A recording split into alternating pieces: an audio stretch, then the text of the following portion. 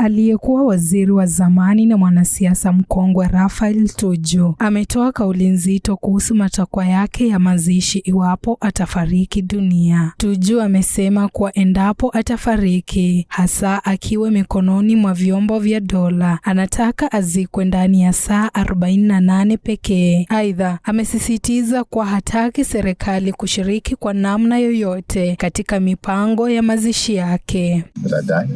I like to be buried within 48 hours. I don't want to see any state to be participating, pretending that they have anything to do with me. No state be involved in my funeral. I've shown them exactly the two spots.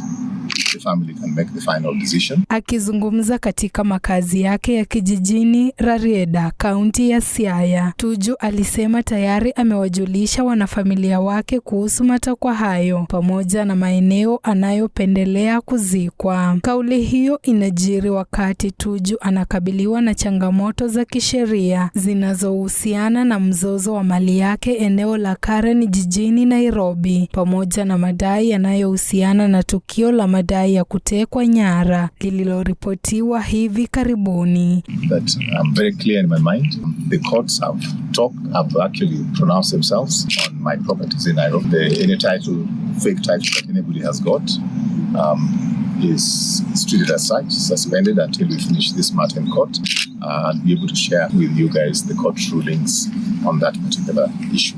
Tuju ambaye pia aliwahi kuwa mwanahabari na mbunge alieleza kuwa matakwa yake yanatokana na imani binafsi na utamaduni wa jamii yake, ambapo baadhi ya viongozi waliwahi kuzikwa ndani ya muda mfupi baada ya kufariki. I've been very cheerful with my people, even as I was pointing to them exactly. I'm mentally ready for any of the torture that anybody may want to visit on me.